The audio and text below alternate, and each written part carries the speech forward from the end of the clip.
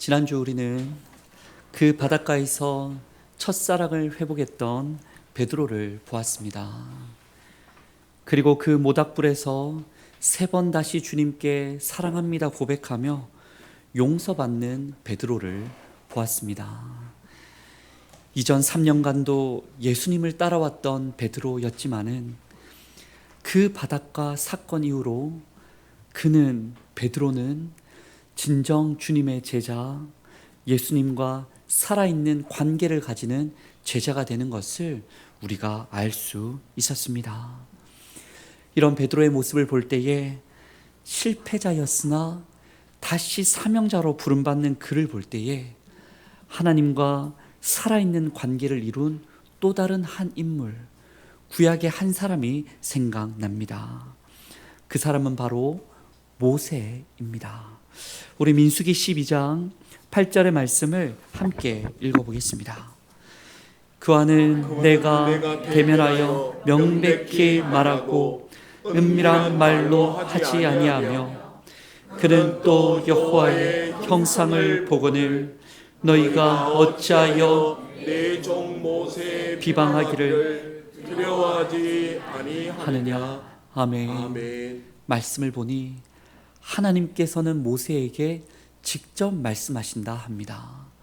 또 모세는 하나님의 형상을 보는 자라고 합니다. 하나님과 모세 서로는 숨길 것 없는 특별한 사이임을 하나님 말씀하십니다. 하나님께서 인정한 살아있는 관계의 사람 모세인 것이죠. 그렇다고 모세가 처음부터 하나님과 살아있는 관계를 가졌던 것은 아니었습니다. 출애굽기 2장에 모세의 출생과 성장의 그 과정을 살펴보면 모세는 하나님보다 다른 그 누군가와 더 관계 맺고 가까웠음을 알 수 있습니다. 이집트의 왕자가 되고 그가 자랄 때에 그는 히브리 동족을 특별한 관계로 생각합니다. 그러나 그 특심이 잘못하여 살인을 저질렀을 때에 그는 도망하였고 애굽 왕 바로와 관계가 틀어집니다. 그리고 그가 달려갔던 미디안 광야에서 장인 이드로와 아내 십보라를 알게 되고 그들과 새로운 관계를 시작하게 되었습니다. 곧 출애굽기 2장에는 모세의 이런 관계 저런 관계 여러 일들을 알려주지만 모세에게 있어서 하나님과의 관계는 특별하지 않아 보임을 보여줍니다. 그런데 놀랍게도 앞서 우리가 함께 읽었던 민수기 12장 8절 말씀에서는 하나님과 모세가 아주 특별한 관계, 살아있는 관계이다라는 거예요. 이전에는 아니었는데 지금은 그런 사이가 됐다라는 것은 그 사이에 전환점이 있었음을 우리가 생각해 볼 수 있습니다. 베드로가 그 바닷가 모닥불에서 예수님과의 관계의 전환점을 맞이했듯이 하나님과 모세 사이에 중요한 터닝 포인트가 있었다라는 것이죠. 바로 그것이 무엇인지 보여주는 것이 오늘 출애굽기 본문의 말씀입니다. 어떻게 그는 하나님과 살아있는 관계를 맺었는지 이 사건에서 한 말씀과 한 응답과 한 이미지를 함께 살펴보며 은혜 나누기를 원합니다. 먼저 살아있는 관계로 나아가는 한 말씀이 무엇이었던가? 우리 5절 말씀을 함께 읽어보겠습니다. 하나님이 이르시되 이리로 가까이 오지 말라. 내가 선 곳은 거룩한 땅이니 내 발에서 신을 벗으라. 아멘. 하나님의 한 말씀은 이것이었습니다. 내 발에서 신을 벗으라. 여기에는 두 가지 의미가 담겨 있다 볼 수 있어요. 하나는 거룩하신 하나님과 가까이 하려면 우리도 거룩해야 한다라는 것입니다. 여러분, 더러운 땅에서는 마땅히 다 무엇을 신으세요? 신발을 신습니다. 그러나 집에 돌아와서는 깨끗한 집으로 들어올 때에는 더러워진 신을 응당 벗어야 하는 것이죠. 이처럼 하나님과 우리가 정말 살아있는 관계를 가지기 위해서는 거룩하신 하나님 앞에서 우리도 거룩해야 합니다. 지금까지 내 안에 붙잡고 있던 더러운 것, 거짓된 것, 죄악된 것을 더러운 심 벗듯이 벗어버릴 수 있어야 합니다. 세상과의 구별됨, 곧 거룩함이야말로 하나님과 가까워지는 지름길인 줄 믿습니다. 아멘. 그리고 신을 벗으라는 이 말의 또 다른 의미는 주권 교체를 뜻합니다. 지금껏 살아온 인생의 걸음걸음, 모세의 인생의 주인공은, 왕은 바로 모세 자신이었습니다. 그러나 그 걸음의 종착지가 어디였습니까? 바로 살인이었고 도망이었고 광야였습니다. 바로 하나님께서는 모세가 자기 인생의 왕이 되어서 걸어왔던 그 길, 결국에 실패했고 도망쳤고 광야에 머물러 있는 그 길에서 신을 벗으라고 말씀하십니다. 소설가 이윤기의 그리스 로마 신화라는 책을 보면 신발은 사람의 일생을 상징한다라고 이야기합니다. 여러분, 직장을 구할 때 이력서를 작성하시잖아요. 그런데 그 이력서에 이자라는 말은 밟을 이, 신을 이자입니다. 한마디로 신을 신고 발로 밟고 다닌 내 인생의 여정이 이력서라고 말할 수 있는 것이죠. 곧 오늘 말씀에서 신을 벗으라 말씀하시는 것은 지금까지 너가 걸어왔고 또 걸어왔고 너의 뜻대로 걸어왔던 그 신을 벗으라는 말씀입니다. 이제 그 신을 벗고서 앞으로의 모세의 일생은 모세 자신이 왕이 되어 주관하는 것이 아니라 앞으로 하나님께서 모세의 인생의 왕이 되어 걸음걸음을 새로운 이력을 남겨주시겠다라는 왕권 교체의 선언이 되는 것입니다. 특별히 신을 벗으라는 이 말씀은 모세에게만 주신 말씀이 아니고 성경 말씀을 살펴보면 여호수아에게도 주셨음을 우리가 발견할 수 있습니다. 우리 여호수아 5장 15절의 말씀을 함께 읽어보겠습니다. 여호와의 군대 대장이 여호수아에게 이르되 내 발에서 신을 벗으라 내가 선 곳은 거룩하니라 하니 여호수아가 그대로 행하니라. 아멘. 모세는 지금 애굽 군대와 이방신에 맞서서 백성들을 구원해내야 하는 상황입니다. 여호수아는 가나안의 그 찬란한 문명 앞에 우상 숭배 앞에 승리해야 하는 상황입니다. 지도자로서 불러주셨는데 두렵고 떨리는 순간입니다. 바로 그때 하나님께서는 그 모세에게, 그 여호수아에게 하나님 나라 위한 귀한 사명을 가진 그에게 살아있는 관계로 부르시며 말씀하셨던 거죠. 내 발에서 신을 벗으라. 이 귀한 사명 감당하기 위해 내 발에서 신을 벗으라. 좀 더 거룩하라. 좀 더 하나님께, 왕이신 하나님께 맡기라라고 말씀하십니다. 사랑하는 성도 여러분, 하나님 나라의 영적 전쟁에 승리하는 무기가 여기에 있습니다. 좀 더 거룩하는 겁니다. 하나님께 맡기는 겁니다. 한마디로 우리 발에서 신을 벗는 겁니다. 이런 신을 벗고 새롭게 하나님과 살아있는 관계로 나아가는 우리 모두가 또 은퇴자분들과 임직자분들이 될 수 있기를 원합니다. 이런 하나님의 한 말씀에 모세는 어떤 응답을 하였습니까? 그의 한 응답은 바로 순종이었습니다. 그의 순종에는 특별한 점이, 주목해지는 점이 두 가지가 있어요. 하나는 순종하기까지 수차례의 고민과 거듭거듭되는 부인이 있었다라는 겁니다. 모세에게 신을 벗으라 말씀하신 하나님은 이스라엘 백성의 구원을 위해 너를 지도자 삼겠다, 이렇게 도와주겠다, 바로에게 보내겠다라고 말씀을 친히 해주십니다.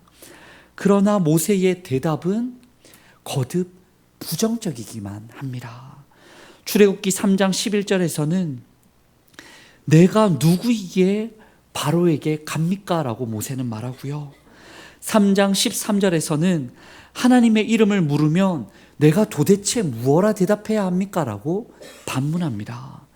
4장 1절에서는 나의 말을 듣지도 않고 내 말을 믿지도 않을 거예요 라고 부정적으로 얘기하고, 10절을 보았더니 나는 본래 말을 잘 못하는 입이 뻣뻣한 사람입니다 라고 말합니다.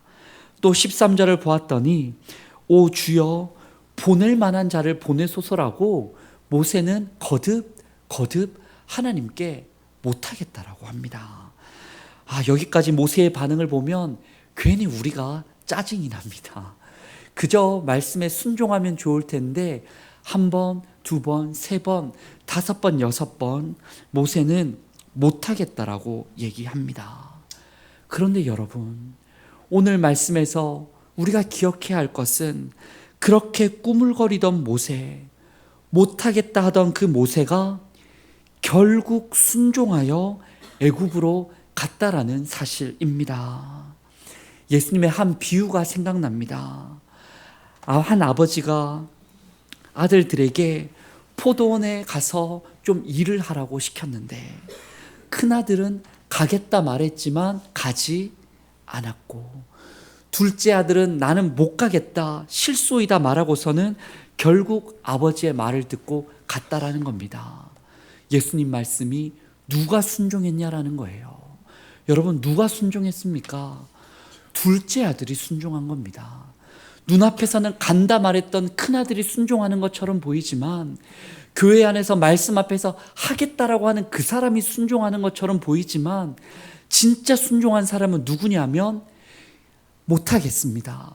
어떻게 하라고요? 나는 안 되는데요. 거듭 묻고 말하고 반문하지만 결국에는 삶으로 순종하는 그 사람이야말로 순종한 아들이다라는 것이죠. 모세는 결국 순종했습니다. 물론 멋이 없어요. 나이스해 보이지 않습니다. 교회에서 뭔가 이런 성도는 좀 신앙이 없어 보일 수도 있습니다. 그러나 오히려 모세의 순종은, 결국 순종은 참된 신앙인의 모습을 보여준다라는 것이죠. 또 모세의 순종의 또 다른 흥미로운 점은 뭐냐면요, 하나님의 이런 여러 말씀에 확실한 대답이 없더라는 거예요. 하나님의 그 여러 말씀 앞에서 이사야 선지자처럼 하나님 내가 여기 있나이다, 나를 써 주소서라고 이렇게 멋지게 말하면 좋을 텐데, 그렇게까지 아니더라도 예 알겠습니다, 그 정도는 말할 수 있을 텐데, 출애굽기 3장 4장 이어지는 말씀을 보았더니 시원한 대답이 한마디도 없습니다. 그런데 놀라운 게 뭔지 아십니까? 출애굽기 4장 18절입니다. 우리 함께 읽어보도록 하겠습니다. 모세가 그의 장인 이드로에게로 돌아가서 내게 이르되 내가 애굽에 있는 내 형제들에게로 돌아가서 그들이 아직 살아있는지 알아보려 하오니 나로 가게 하소서. 이드로가 모세에게 평안히 가라 하니라. 아멘. 확실한 대답은 없었어요.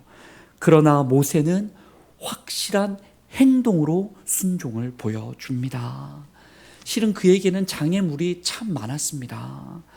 왕자로서의 그 경험, 또 실패한 도망자로서의 쓰라림, 세상을 등진 은둔자로서의 한숨, 바로 왕과 이스라엘 백성들과 틀어졌던 그 관계가 그 모세의 순종을 나는 할 수 없을 것 같아, 나는 못할 것 같아, 나는 안 될 것 같아 거듭 가로막았었지만 결국 모세는 결국의 순종으로 나아갔었고, 그 어느 한마디 시원하게 알겠습니다 대답하지 못했지만 그는 말보다 무엇으로요?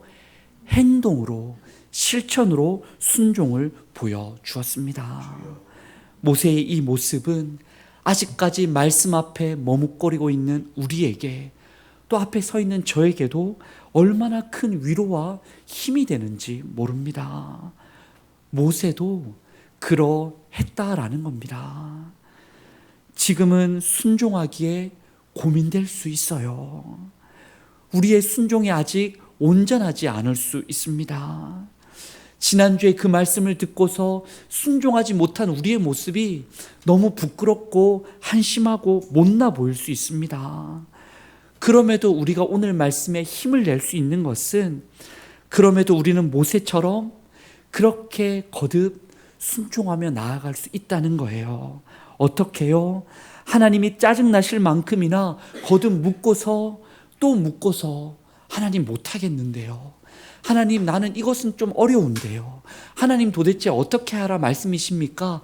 하나님께 거듭 아뢰면서 힘들지만 조금씩 순종하고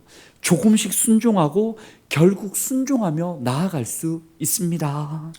또한 시원한 대답 못하지만, 혹 나의 삶이 시원하지 못했지만 하나님 앞에서 다시금 마음을 붙들고서 말보다는 행동으로, 나의 의지를 조금 내려놓고 내 십자가 지는 행동으로, 내 십자가 지는 나 자신으로, 내 십자가 지는 보듬음으로 우리는 순종하며 나아갈 수 있습니다. 결국 순종하는 겁니다. 그리고 말보다 실천으로 순종하는 겁니다. 그런 우리의 순종 위에 하나님 나라의 역사가 다시 시작될 줄 믿습니다. 마지막으로 오늘 본문에는 하나님과 모세의 그 살아있는 관계를 보여주는 중요한 한 이미지가 있습니다. 그것이 무엇이냐면 떨기나무입니다. 우리 2절의 말씀을 함께 읽어보겠습니다. 여호와의 사자가 떨기나무 가운데로부터 나오는 불꽃 안에서 그에게 나타나시니라.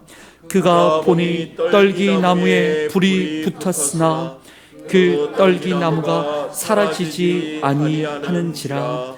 아멘. 이전에도 한번 소개드렸던 이스라엘 선교사 출신인 열린다 성경의 류모세 목사님은 그분의 책에 이 떨기나무에 대해서 설명하기를, 팔레스타인 지역, 특별히 광야의 건조한 곳, 건건한 땅, 사람이 거하지 않는 땅에 있는 나무가 떨기나무라는 겁니다. 이 나무가 열매를 맺는데 그 열매도 실이 막 엉켜 있는 것처럼, 겉으로는 사과처럼 보암직하고 예뻐 보이는데 막상 그 열매를 쪼개보면 그 안에 실이 막 엮어져 있는 것처럼 텅텅 비어있는 나무라는 거예요. 그저 흔하고 보잘것없는 나무, 열매도 볼품없는 나무, 그게 바로 떨기나무라는 겁니다. 그럼 여기서 우리가 질문이 생깁니다. 하나님께서는 왜 많고 많은 중에 하필 떨기나무를 통해서 모세를 만나 주셨냐라는 거예요.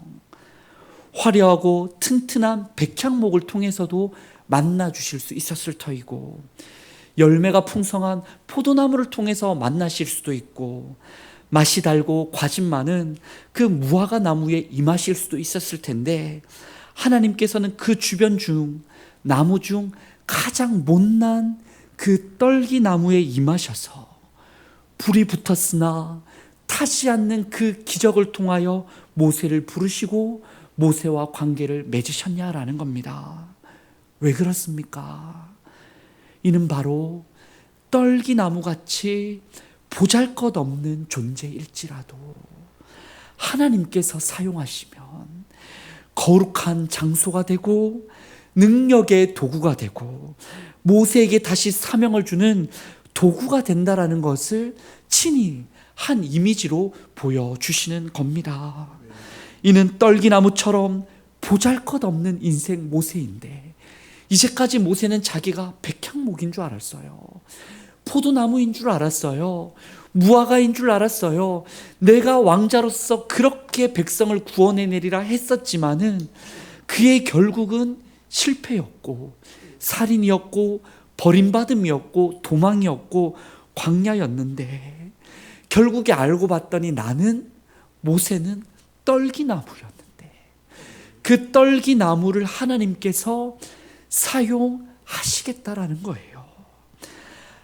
그 모세에게, 떨기나무에게 하나님이 임하시면 하나님의 거룩함을 드러내고 능력을 나타내고 그분의 백성을 구원하는 통로가 될 수 있다라는 것을 하나님은 떨기나무를 통해 모세에게 알려주셨던 것이죠. 그리고 실제로 그렇게 사용하시는 겁니다. 하나님의 지팡이로 사용해 주셔서 그 아름답고 위대한 출애굽을, 홍해를 건너물, 그 광야, 그 물 없는 땅의 반석에서 물이 솟아남을, 불기둥과 구름기둥을, 하늘의 만나와 메추라기를 결국 약속한 땅 앞에까지 그 떨기나무 모세를 통해서 생명의 역사, 기적의 역사, 은혜의 역사를 하나님이 이뤄내셨던 것이지요. 우리는 이 세상을 살며 사군자 같은 기품 있는 삶을 꿈꾸며 살아가고 싶습니다. 봄의 추위에도 먼저 꽃을 피우는 매화이고 싶습니다. 깊은 산중 향기를 멀리까지 퍼뜨리는 난초이고 싶습니다. 늦가을 추위를 이겨내고 꽃을 피우는 국화이고 싶습니다. 모든 식물이 잎을 떨구는 그 겨울에도 푸르고 푸른 잎을 내는 대나무이고 싶습니다. 그런데 여러분, 우리는 우리 자신이 인생을 살다 보니 사군자와 같은 아름다운 모습이 아니라 잡초 같은 인생임을 발견하곤 합니다. 어떤 사건 사고에 휩쓸릴 때에, 질병으로 고통당할 때에, 사업이 잘 안 되거나 무너지거나 일이 막혔을 때에, 사람과의 관계로 인생이 외롭거나 비참할 때에, 우리의 자녀가 참 힘이 들 때에, 죄의 부끄러움으로 고개조차 들 수 없을 때에, 전염병, 더 나아가 죽음 앞에서 속수무책인 나를 볼 때에, 너를 볼 때에, 우리를 볼 때에 우리는 사군자가 아니라 결국 시들고 마는 잡초와 같음을, 너무나도 연약한 존재임을 깨닫게 됩니다. 그런데 오늘 말씀에서는 하나님께서는 말씀해 주시는 거죠. 떨기나무 같은 모세일지라도, 잡초 같은 우리일지라도 하나님이 임하시면, 예수님이 함께 하시면, 성령님이 역사하시면, 하나님과 살아있는 관계를 맺게 된다면 하나님의 나라와 그분의 선교를 위해 귀하게 쓰임받을 수 있는 보배 같은 사람이 될 수 있음을 하나님은 그 떨기나무에서 말씀하십니다. 자격 없는 자에게 주시는 전적인 하나님의 은혜가 그 떨기나무에 새겨져 있습니다. 사랑하는 대구 소망교회의 성도 여러분, 이 시간 우리는 모세 인생의 터닝 포인트를 살펴보았습니다. 하나님과 살아있는 관계는 무엇이고 어떻게 가질 수가 있습니까? 내 발에서 신을 벗는 겁니다. 더러움을 벗어버리고 좀 더 거룩함으로 내 인생을 하나님께 맡겨 드리는 겁니다. 또한 순종하는 겁니다. 조금 망설여지더라도, 나는 못하겠다 싶더라도 말로만이 아니라 결국 행동의 순종으로 나아가는 겁니다. 그리고 떨기나무 같은 내게 임하신 하나님의 은혜에 감사하는 겁니다. 지금도 우리를 이 자리에 불러 모아 주시고 불에 타지만 타지 않는 그 나무 앞에, 분명 죽으셨지만 죽지 않는 십자가의 예수님 앞에 우리를 불러주신 은혜에 감사하며 그분께 기대하며 이 앞에 고백하며 나아가는 겁니다. 그렇게 보면 하나님과 살아있는 관계란 두 가지가 다 있어야 되는 거예요. 한편으로는 언약의 관계를 잘 가지셔야 합니다. 언약이란 무엇입니까? 하나님과 우리가 서로 약속을 하는 겁니다. 어떻게 약속을 해요? 하나님은 하늘로부터 한 말씀을 주시는 겁니다. 내 발에서 신을 벗으라. 그럴 때 우리는 하나님 앞에 한 응답을 드리는 겁니다. 내 발에 신을 벗고 순종으로 따라 나서는 거예요. 하나님이 우리에게 말씀하시고 우리가 그분께 응답하는 것을 한마디로 언약 관계라 말할 수 있습니다. 바로 그 언약 관계를 맺을 때 하나님과 우리는 살아있는 관계가 될 수 있습니다. 또 다른 한편으로는 우리는 은혜의 관계를 가져야 합니다. 자격 없는 우리에게, 보잘것 없는 우리에게, 지난주 베드로와 함께 첫사랑을 회복했지만 다시 한 주 부끄러웠던 우리에게 찾아와 주시는 예수님, 그 하나님 성령님의 은혜를 경험하는 겁니다. 은혜의 관계예요. 바로 이 두 방향의 관계, 언약의 관계와 은혜의 관계가 함께 조화를 이룰 때에, 그것이 내 안에서 선순환을 이룰 때에, 하나님과 언약으로서 은혜로서 오고 갈 때에 그것이야말로 우리가 살아있는 관계를 누리고 있다라고 말할 수 있습니다. 그런데 여러분, 언약의 관계만 있으면 안 돼요. 언약만 있으면, 거룩과 순종만 강조하면 하나님과 율법적인 딱딱한 관계로 치우쳐질 수 있습니다. 자꾸 나도 정죄하게 되고 남도 정죄하기가 쉬워요. 또 반대로 은혜의 관계만 있으면 다 은혜고 다 괜찮지 뭐, 내가 안 해도 괜찮다라고 말하면 신앙의 방종이 올 수도 있고 내 이웃을 향한, 스스로를 향한, 교회를 향한 책임에 소홀할 수도 있습니다. 두 가지가 다 있어야 되는 거예요. 어떤 관계요? 언약의 관계. 또 다른 관계는 어떤 관계요? 은혜의 관계.